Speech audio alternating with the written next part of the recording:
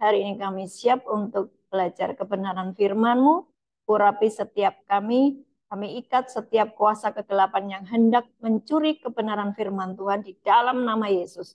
Kuasa Roh Kudus bekerja dan menjamah kami, menerangi mata hati kami supaya kami bisa menangkap firman-Mu. Terjadilah di dalam nama Yesus. Amin. Shalom. Nah, saya hari ini seneng ya karena agak banyak. Bulan yang lalu saya sampaikan tentang bad mood kita ini mempengaruhi kinerja ya, masih ingat ya? Jadi waktu itu Petrus memiliki emosi negatif oleh karena kecewa ya.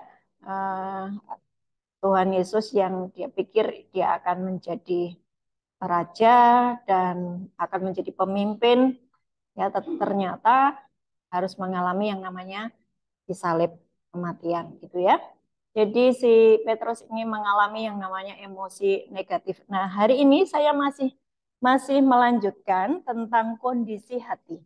Nah, Bapak Ibu semuanya dan juga yang ada di Zoom, saya mau menyampaikan sesuatu yang ini kalau ditangkap, Bapak Ibu akan mendapatkan yang namanya terobosan di dalam segala aspek. Amin ya. Jadi jangan ada yang ngalamun ya. Tangkap baik-baik setiap firman yang saya sampaikan, karena apa yang saya sampaikan ini bukan hanya saya ngomong, tetapi saya ngalami. Ya. Ujilah hatiku, apakah aku mencintaimu Tuhan.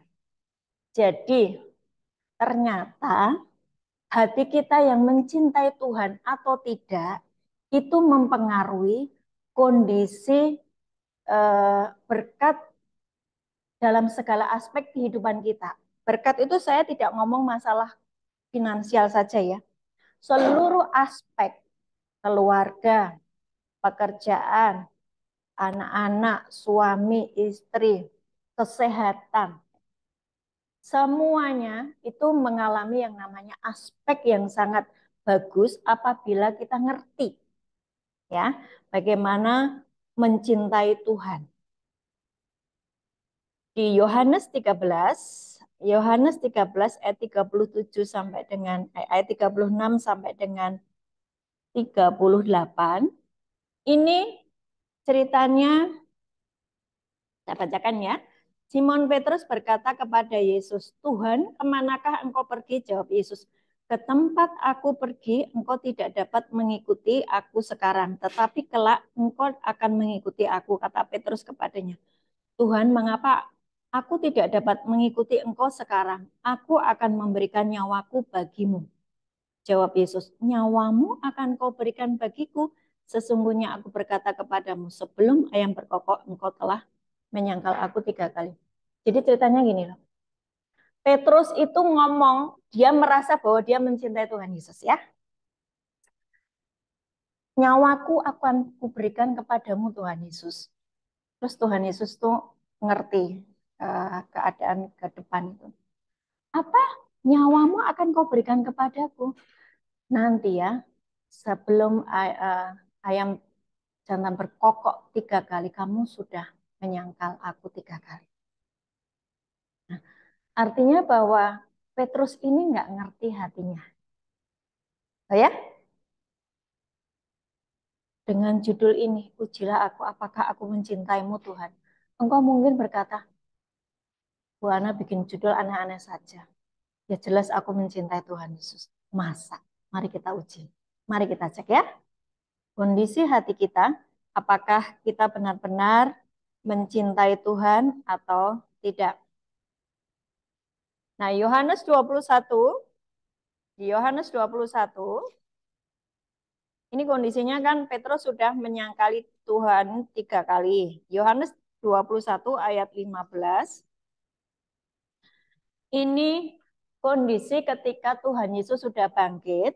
Kemudian waktu itu Petrus mengalami emosi negatif sehingga waktu dia kembali menjadi nelayan, tidak mendapatkan ikan sama sekali. Masih ingat ya cerita itu ya? Karena emosi negatif, dia kembali menjadi nelayan dan apapun yang dikerjakan tidak berhasil. Jalannya kosong. Nah, setelah dia ketemu Tuhan Yesus, maka jalannya jadi penuh dengan ikan. Jadi poin pertama harus engkau pegang bahwa saya harus terhubung dengan Tuhan Yesus supaya apapun yang saya kerjakan berhasil. Itu poinnya nomor 1 ya, dicatat dulu. Nah, ini Yohanes 21 ayat 15 sampai 19, Yesus menemui Petrus dan bertanya 3 kali. Apakah kamu mengasihi aku, Petrus? Ya, apakah engkau mengasihi aku, Petrus? Saya bacakan ya di ayat 15. Sesudah sarapan, Yesus berkata kepada Simon Petrus, Simon anak Yohanes, apakah engkau mengasihi aku lebih daripada mereka ini? Jawab Petrus, benar Tuhan, engkau tahu bahwa aku mengasihi engkau. Kata Yesus, gembalakanlah domba-dombaku. Dan Tuhan ngomong seperti itu sampai 3 kali. Kenapa sampai 3 kali? Kenapa kira-kira harus ngomong seperti itu sampai 3 kali? Hah? Sebab dia sudah pernah menyangkal Yesus 3 kali toh. Dan di hatinya harus dipulihkan itu 3 kali pula. Memulihkan hati itu tidak semudah yang kau pikirkan. Orang-orang yang sudah terlanjur sakit hati, untuk dia bangun lagi, bangkit lagi susah toh. Tapi itu harus pulih. Hati kita ini harus pulih untuk apa? Ada begitu banyak hal yang Tuhan akan kerjakan waktu hati kita pulih. Nah, waktu Simon itu sudah dipulihkan hatinya. Ya Tuhan, aku mengasihi engkau. Terus Yesus berkata, gembalakanlah domba-dombaku. Sejak itu, Petrus mengalami yang namanya progres di dalam pelayanannya. Tiba-tiba 3.000 orang bertobat karena khotbahnya Petrus. Artinya hati kita ini benar-benar dicek. Sudah pulih atau belum? Dari segala macam tipuan di dalam hati kita ini, kecenderungan hati. Kalau Petrus itu kan kemarin kita tahu itu dia punya emosi negatif karena kecewa. Nah, Bapak Ibu, saya sendiri, saya selalu harus ngecek hati saya ini kondisinya kayak apa. Kalau mulai terjadi error, itu segera diberesi. Mau pahit, mau jengkel, mau marah, mau kecewa, mau khawatir, mau takut, itu kondisi hati. Itu hati-hatilah. Engkau harus menjagai hatimu dengan segala kewaspadaan karena dari situ terpancar kehidupan. Kehidupan dalam segala aspek. Nah, 1 Korintus 2 ayat 9 ini ayat yang sangat terkenal, tetapi saya mau bukain sesuatu yang mungkin Bapak Ibu belum ngeh gitu ya. 1 Korintus 2 ayat 9. 1 Korintus 2 ayat 9. Tetapi seperti ada tertulis, apa yang tidak pernah dilihat oleh mata dan tidak pernah didengar oleh telinga dan yang tidak pernah timbul di dalam hati manusia, semua yang disediakan Allah untuk mereka yang mengasihi Dia. Saya ulang. 1 Korintus 2 ayat 9. Bapak Ibu pasti sudah sangat apa ya namanya? Hafal dengan ayat ini ya. Yang tidak pernah dilihat oleh mata, yang tidak pernah didengar oleh telinga, yang tidak pernah timbul dari dalam hatiku. Ternyata Tuhan menyediakannya bagiku. Ketahuilah bahwa di ayat terakhir itu, semua yang disediakan Allah untuk mereka yang mengasihi. Nah, kalau tidak mengasihi, dapat enggak? Enggak dapat. Kalau kita masih mengingat di Mazmur 139 ayat 16, masih di dalam kandungan, Bapak itu sudah menyediakan segala sesuatu untuk kita. Baca Mazmur 139, dicatat aja. Nanti sampai rumah renungkan. Itu jadi perenunganmu sambil engkau jalan, sambil engkau masak, sambil engkau kerja. Jadi perenunganmu. Kok keren sekali ya saya ini. Bahkan sejak di dalam kandungan saya ini sudah direkayasa Tuhan untuk saya mengalami satu kehidupan yang luar biasa yang Tuhan sudah sediakan segala sesuatu. Kenapa Yesus harus mati di atas kayu salib? Untuk mengembalikan kondisi manusia di awal. Sesungguhnya Adam dan Hawa diciptakan sudah disediakan Taman Eden. Dia tinggal di situ, dia tinggal apa? Apa ya namanya? Ngurusi, ya kan? Tinggal memanage taman itu. Semuanya sudah disediakan. Coba dibaca di Kejadian 2 ayat 7 ya. Kejadian 2, bukakan coba. Kejadian 2. Nah, mulai dari ayat 15 nanti sampai dengan ayat 17 itu ya. Jadi semuanya sudah disediakan dari ayat 8 ya, manusia dan Taman Eden. Selanjutnya Tuhan Allah membuat Taman Eden di sebelah timur. Lalu Tuhan Allah menumbuhkan berbagai-bagai pohon dari bumi yang menarik dan yang baik untuk dimakan buahnya, dan pohon kehidupan di tengah-tengah taman itu, serta pohon pengetahuan tentang hal baik dan jahat. Jadi waktu Tuhan menciptakan Adam dan Hawa, Tuhan sudah menyediakan Taman Eden. Di Taman Eden itu semua sudah ada. Bahkan di situ ada yang namanya 4 sungai. Salah satunya Sungai Efrat itu isinya emas. Jadi semuanya sudah disediakan untuk Adam dan Hawa. Tinggal mereka masuk ke dalam taman itu mengelola semuanya. Makanan mereka sudah ada, yaitu segala tumbuh-tumbuhan. Ya, waktu itu binatang belum jadi makanannya. Karena memang Tuhan menciptakan manusia itu sesungguhnya makanannya dari tumbuh-tumbuhan, dari buah-buahan, tumbuh-tumbuhan berbiji, sayuran gitu ya. Nah, sejak jatuh di dalam dosa, ada satu binatang yang harus dipotong untuk membuat kulitnya itu jadi pakaian Adam dan Hawa. Sejak itulah ada yang dinamakan makanan dari daging binatang. Oke ya? Perhatikan, kenapa Yesus harus mati di atas kayu salib? Sebetulnya untuk mengembalikan Taman Eden itu bagi kalian, bagi saya yang mengasihi Dia. Ayat ini tadi, 1 Korintus 2 ayat 9, sebetulnya itu adalah Taman Eden. Saya nangkap nggak? Belum. Belum, Bu. Pikiran saya ke kantor, saya lagi banyak kerjaan, saya lagi jangan tegang. 1 Korintus 2 ayat 9, coba dibaca. Seperti ada tertulis, apa yang tidak pernah dilihat oleh mata, tidak pernah didengar oleh telinga, dan tidak pernah timbul di dalam hati manusia, semua yang disediakan Allah untuk mereka yang mengasihi Dia. Kalau engkau mengasihi Tuhan, sesungguhnya engkau sudah tinggal di dalam tamannya Tuhan. Bu, tapi saya nggak lihat tamannya kayak apa. Kan itu kalau di Adam dan Hawa kan itu seperti taman yang banyak pohon.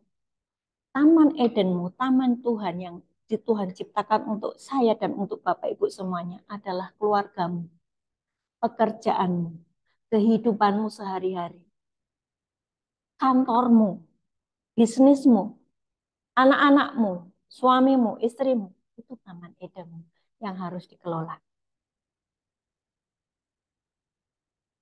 Kalau engkau mengasihi Dia, kalau engkau mengasihi Dia, bahkan yang tidak pernah kau pikirkan, tidak pernah kau dengar, tidak pernah timbul di dalam hatimu, sudah disediakan. Jadi, asal engkau mengasihi Dia, tidak perlu bergumul di dalam kehidupanmu sehari-hari. Amin.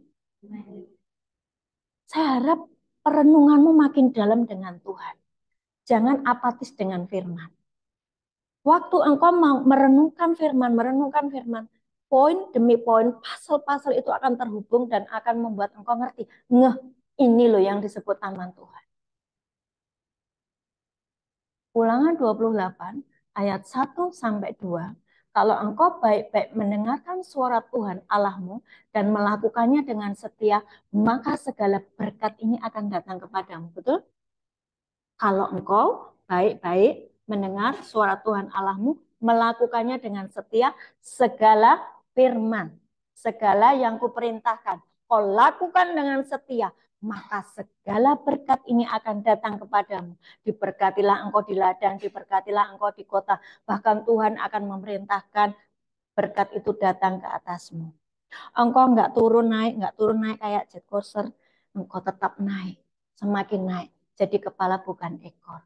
Ulangan 28 ayat 1 sampai 14 pegang. Jika saya baik-baik mendengar suara Tuhan. Tapi jika di sebaliknya saya selalu melanggar setiap ketetapan Tuhan, maka segala kutuk itu akan menimpa saya. Itu sama dengan waktu Adam dan Hawa keluar dari Taman Eden. Kutuk mengikuti kehidupannya. Paham ya? Mungkin ada yang bertanya gini, Bu, kenapa sih mesti diciptakan pohon pengetahuan hal baik dan jahat? Sehingga manusia yang harusnya enak-enak di Taman Eden dan nggak harus jatuh di dalam dosa, ya harus jatuh di dalam dosa dan kami mengalami yang namanya kutuk. Kan itu sejak itu kan seluruh manusia jatuh di dalam kutuk dosa. Kenapa pohon itu ada? Untuk menguji apakah Adam dan Hawa mengasihi Tuhan. Kalau dia mengasihi Tuhan, dia taat pada firman Tuhan. Betul? Kan semuanya boleh kamu makan kecuali yang ini. Tuhan perintahnya begitu. Dia mendengar suara iblis. Semuanya tidak boleh dimakan. Dibolak-balik itu loh. Hati-hati kalau engkau tidak tahu firman dengan akurat. Iblis akan memelintir firman sehingga kau jatuh. Semuanya ini kan nggak boleh dimakan. Bukan begitu, Blis. Ular gitu ya. Semua boleh dimakan, tapi yang ini tidak boleh. Nah, disitulah mulai terjadi percakapan dan Hawa mengikuti ular. Ada begitu banyak anak Tuhan mengalami hal seperti itu. Sudah disediakan taman, engkau tinggal taat saja, nurut sama Tuhan. Bu, bagaimana saya taat? Iya, firman dikerjakan. Kalau tidak boleh sombong ya jangan sombong, kan gitu kan? Nah, kalau sombong itu awal dari kejatuhan, kan gitu. Dia masih sombong, masih kayak gitu. Akhirnya dijatuhin, dihancurin. Karena apa?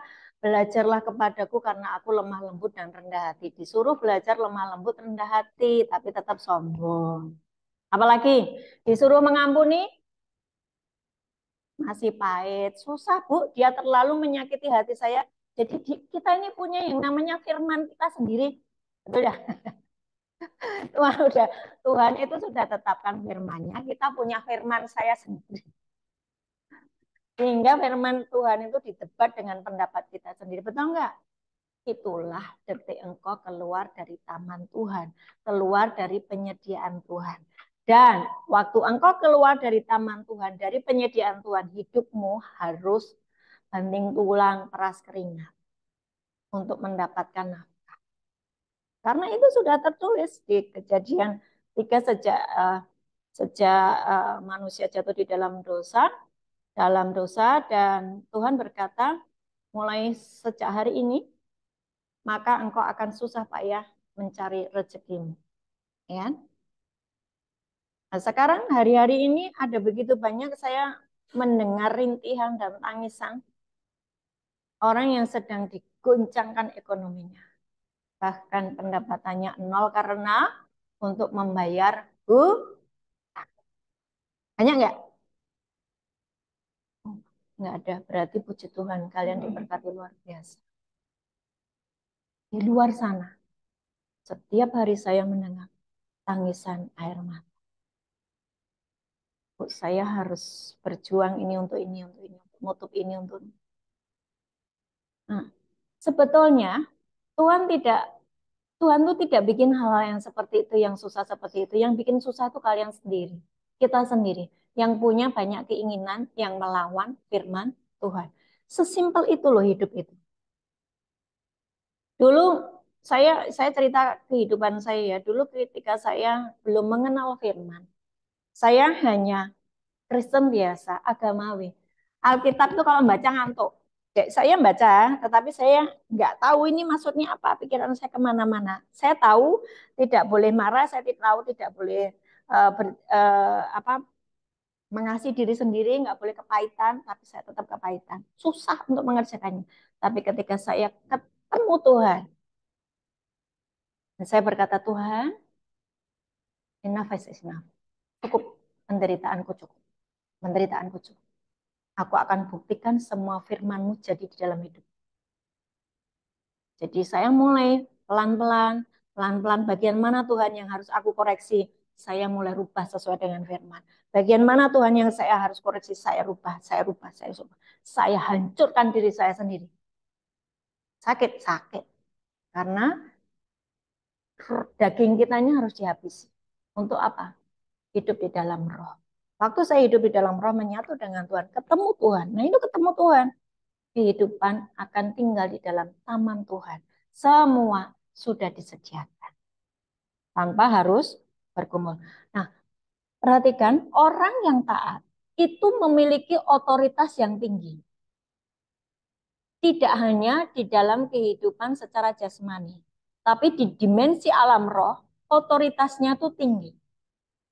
Orang yang taat berarti orang benar. Betul ya? Sepakat ya? Orang yang taat berarti dia posisinya Tuhan, orang benar, kemudian di bawahnya apa? Masih ingat? Malaikat, di bawah malaikat apa? Iblis, di bawah iblis apa? Orang fasik. Orang fasik adalah orang yang dikuasai oleh roh-roh jahat, dikuasai oleh roh kemarahan, roh kesombongan, roh perjinan, hawa nafsu, kemudian apalagi mamon. Ini orang fasik, dia diduduki oleh roh-roh jahat. Orang fasik tidak akan mendapatkan damai sejahtera.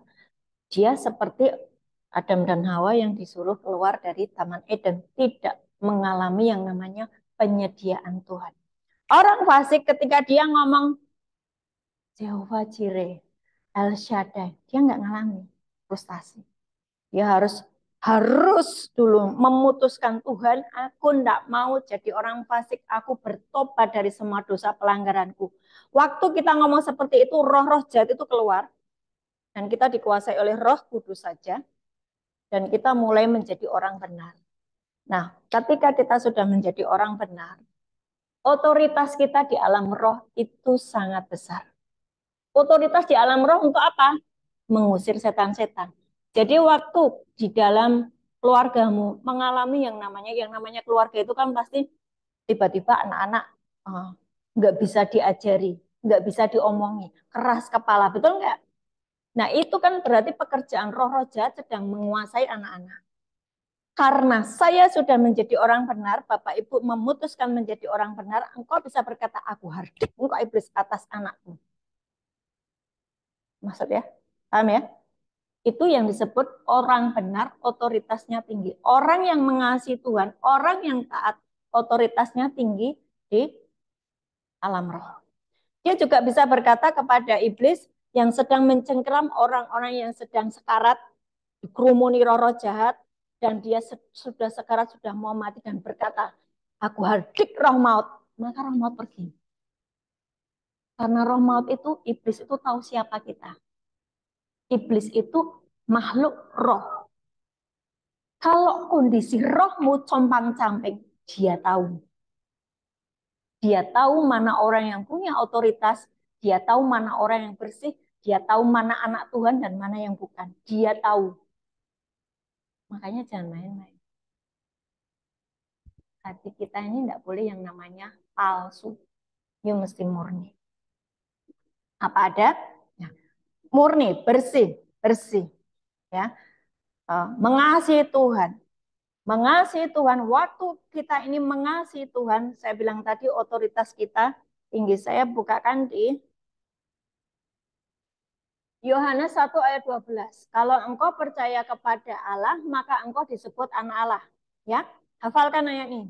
Saya percaya kepada Yesus, maka saya disebut anak Allah. Jadi identitasmu itu adalah anak Allah. anak Allah, anak Allah, anak Allah. Aku anak Allah, bukan anak iblis. Aku anak Allah. Maka segala kelakuanku harus seperti Yesus. Karena aku anak Allah. Bapakku adalah dia Bapakku dan aku harus seperti Bapakku sempurna, suci, kudus, tahir. Perkatakan seperti itu. Wahyu 1 ayat 16. Benar ya? Wahyu 1 ayat 6. Wahyu 1 ayat 6.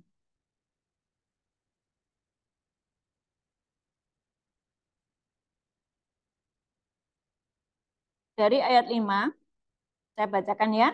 Wahyu 1 ayat 5 dan 6.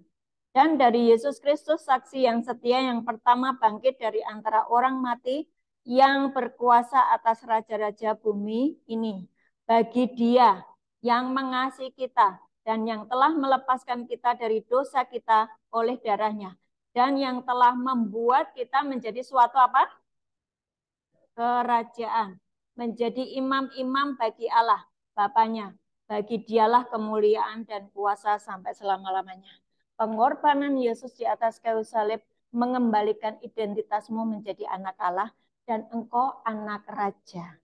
Kita ini keluarga kerajaan. Engkau adalah raja-raja dan imam. Loh, ini posisimu loh. Posisimu loh ini. Karena Yesus. Kalau engkau nggak pakai posisimu ini, ya wes, engkau dikuasai oleh roh-roh jahat. Kamu tidak mendapatkan apa-apa dari penyediaan yang Tuhan sudah sediakan. Mau nggak? Tuhan buatlah aku sangat simpel mengajarinya. Sebentar ya. Nih, Taman Eden sudah disediakan dan Adam dan Hawa diciptakan di situ. Wes kue tinggal lo di situ, kamu manage ini, semuanya sudah disediakan. Kamu akan baik-baik saja, ya? Setuju ya? Setuju. Tapi dia tidak mengasihi Tuhan karena apa? Ngurungokke omongannya iblis. Demikian pula dengan kita hari ini. Di 1 Korintus 2 ayat 9 tadi dibilang, semua yang tidak pernah didengar oleh telinga, tidak pernah dilihat oleh mata, yang tidak pernah timbul di dalam hati saya, itu disediakan oleh Bapa di surga bagi orang yang mengasihi dia. Kalau saya memutuskan saya mengasihi dia, berarti saya harus taat kepada firman-Nya, betul ya? Waktu saya mengasihi dia, saya mentaati firman-Nya, saya tinggal di dalam penyediaannya. Tidak perlu bergumul untuk hal apapun. Kamu tinggal mengelola saja. Suamimu diurusi, istrimu diurusi, anak-anakmu diurusi, kerjaanmu diurusi. Kelola taman yang Tuhan sudah sediakan. Dikelola. Waktu engkau mengelola dan engkau tetap memperhatikan setiap ketetapan Tuhan, engkau tinggal di dalam tamannya Tuhan, perlindungan Tuhan, ubahnya Tuhan. Itu real. Nah, waktu engkau taat, engkau sudah tinggal di dalam sebetulnya keluarga kerajaan.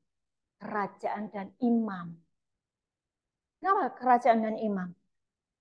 Saya anak raja. Berarti saya punya yang namanya power, otoritas. Mulut saya tuh ngucap jadi. Itu raja. Betul nggak? Raja tuh ngucap jadi betul. Kau raja nggak? Amin. Amin. Jangan nggak percaya dong. Saya ngalami.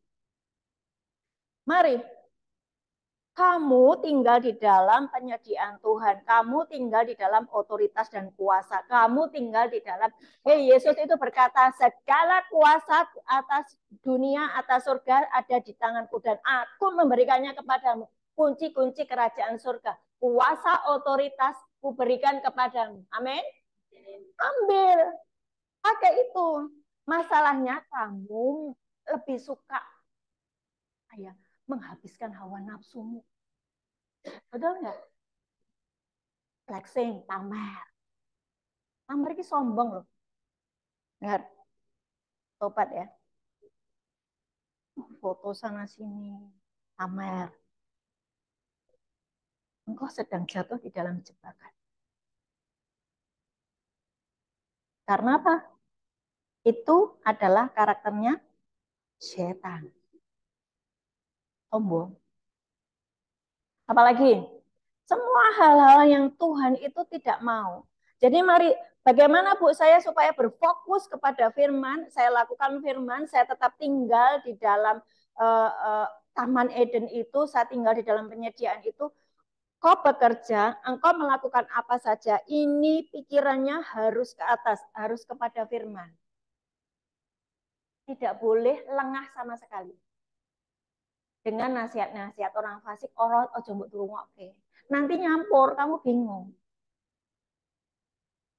Ya. Orang apa-apa utang. Utang orang apa-apa. Firman itu boleh isi, jangan langsung memutuskan utang, boleh isi.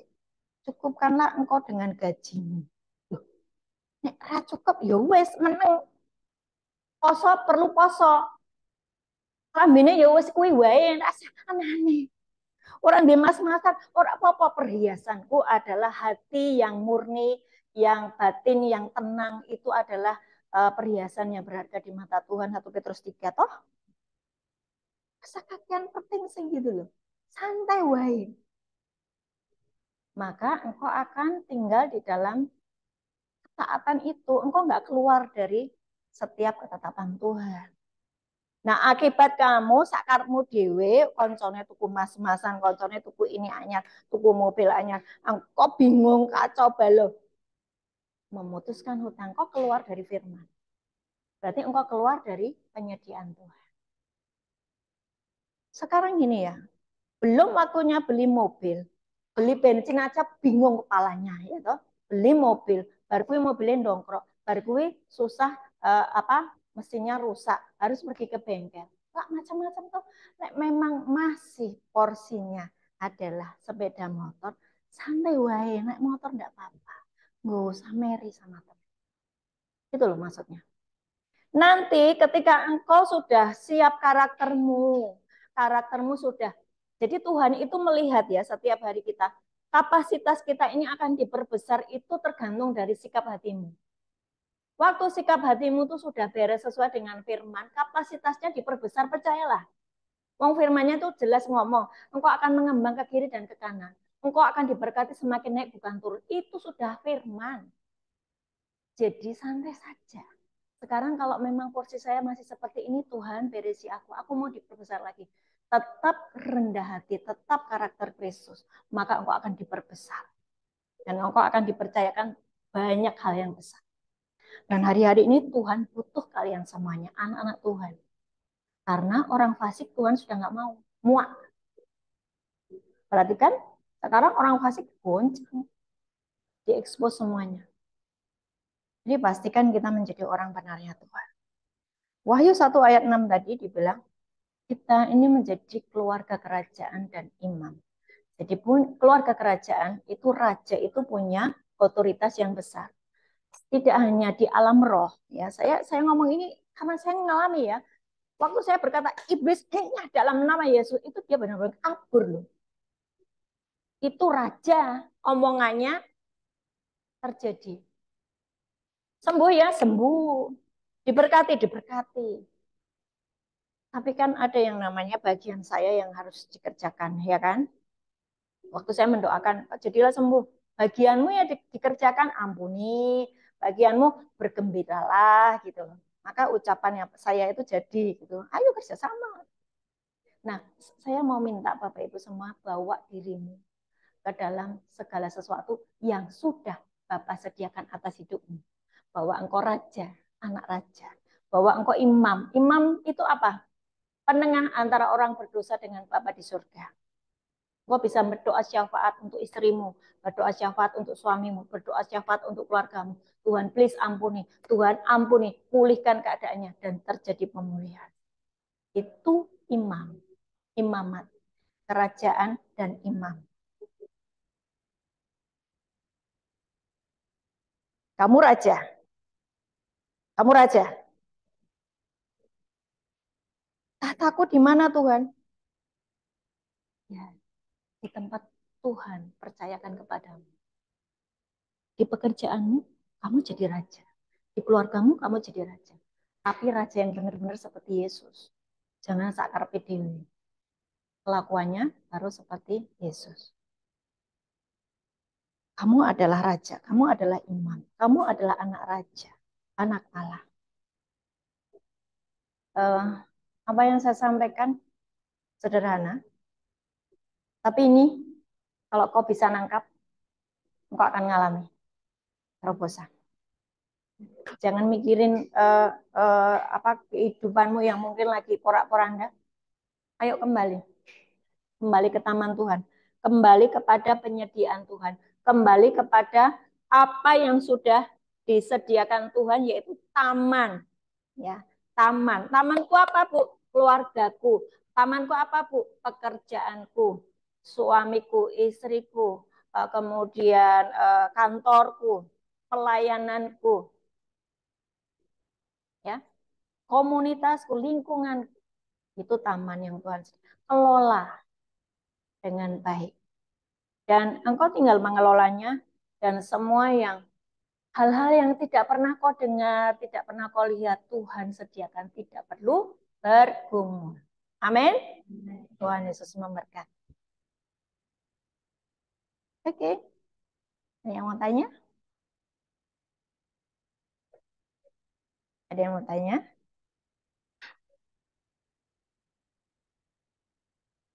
Jadi bagaimana Bu, hati yang ini sudah selesai ya? Ini tinggal kita sampai-sampai jangan tekan-tekan lah. Hati saya ini, kondisi hati saya ini taat atau tidak itu kelihatan dari berkat yang mengikutimu. Saya berani berkata gitu, tertulis semuanya. Ya. Berkat saya ngomong berkat itu tidak hanya uang loh. Engkau sehat, damai sejahtera, keluargamu rukun, anak-anakmu baik, itu berkat. Ulangan 28 pelajari itu. Berkat itu. Apapun yang kau kerjakan buat berhasil, terobosan sana sini, itu berkat loh. Semua dimudahkan, semua disediakan, itu berkat loh. Dilalah aku kepengen gado-gado kok ya ada orang ngirim gado-gado, itu berkat loh. Sesimpel itu. Tidak perlu bergumul. Nah, sekarang gini pertanyaannya, kok aku repu susah ya, bergumul ya, wah banting tulang peras keringat kok enggak ada hasilnya ya. Kamu sedang keluar dari taman. Maksud ya? Kalau kondisimu sedang keluar dari taman, segera masuk lagi taman. Tuhan ampuni aku, Tuhan ampuni aku balik Tuhan, aku balik Tuhan. Di situ mulai jalan lagi dengan Tuhan. Alami yang namanya kebaikan Tuhan. Bagaimana melihat hati saya ini sudah beres apa tidak itu Matius 13.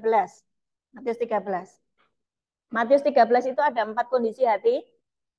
Hati pinggir jalan, hati berbatu-batu, hati semak duri, dan hati yang subur, ya kan?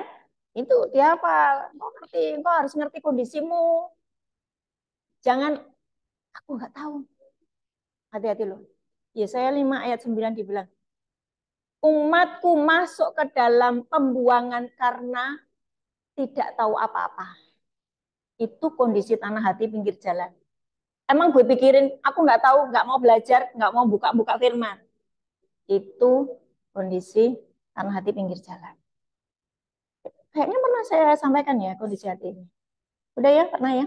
Cuma ngulang-ngulang aja. Kondisi yang batu-batu apa? Keras kepala. Itu Zakaria 2 ayat 7. Hatinya kayak amril, kayak batu amril, keras. Tidak bisa menerima pengajaran. Tidak bisa menerima firman dan pengajaran. Ya, hatinya keras seperti batu amril. Terus kalau hatinya semaduri, tipu daya kekayaan. Pengen ini, pengen itu. Firmannya wis hilang kabeh. Tipu daya kekayaan, kejebak dalam judi online, dalam hutang online. Tipu daya kekayaan. Nah, pastikan bahwa hatimu itu sangat lembut. Hati yang benar itu yang gimana? Kau dengar firman, engkau tangkap, engkau haus dan lapar dan aku terima Tuhan firman-Mu ya jadi di dalam hidupku. Aku mau lagi Tuhan singkapkan lagi. Engkau begitu haus dan lapar akan firman dan engkau mengerjakannya. Itu yang benar. Maka engkau akan mengalami yang namanya engkau mengasihi Tuhan. Yohanes 14 ayat 23. Kalau engkau mengasihi aku, engkau akan melakukan firman. Oke? Jadi bisa ngerti ya? Hari ini saya tuh mengasihi Tuhan apa enggak? Makasih. Pasti ada yang namanya berkat yang mengikutinya ya. Karena Tuhan adalah gembalaku, takkan kekurangan aku. Tuhan gembala berarti Tuhannya di depan, bukan duit. Nanti duit mengikuti kita di belakang. Haleluya. Ya, nggak ada yang nanya? Kalau nggak ada kita selesai. Bapak kami mengucap syukur buat siang hari ini kami menerima kebenaran firman-Mu dan kami mau terus tinggal di dalam penyediaan-Mu, tinggal di dalam taman-Mu. Tuhan ampuni segala kekerasan hati kami seringkali melanggar ketetapan-Mu. Kami memiliki keinginan-keinginan yang melawan firman-Mu. Ampuni kami. Hari ini kami sungguh-sungguh mau bertobat dan kembali ke jalan-jalan-Mu. Mengasihi Engkau. Dan Tuhan, kau berkati umatmu, kau berkati anak-anakmu di tempat ini, baik nanti yang akan mendengarkan di rekaman. Tuhan, berkati kami juga yang Zoom, berkati Tuhan.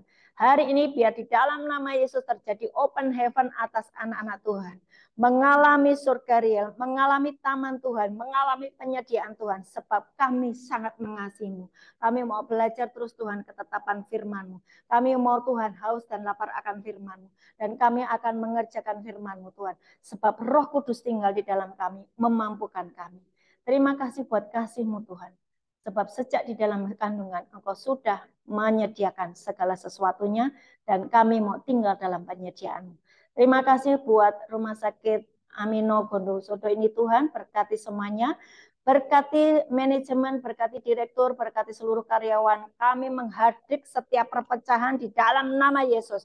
Kami menghadik setiap kuasa kegelapan yang hendak mengacaukan rumah sakit ini di dalam nama Yesus. Kami ambil alih. Kami ambil alih. Roh Kudus ambil alih. Dan kau jamah setiap orang-orang yang memiliki otoritas Tuhan. Kau jamah lembutkan hati mereka. Dan hari ini semua kau pastikan disingkapkan di dalam nama Yesus. Tuhan berkati anak-anakmu dan biarlah anak-anakmu yang ada di tempat ini yang memiliki hati yang mengasihi Engkau. Engkau buat mereka mengalami promosi. Engkau buat mereka mengalami naik levelnya di dalam nama Yesus. Dan mengambil alih setiap otoritas di tempat ini. Terima kasih Bapa di surga.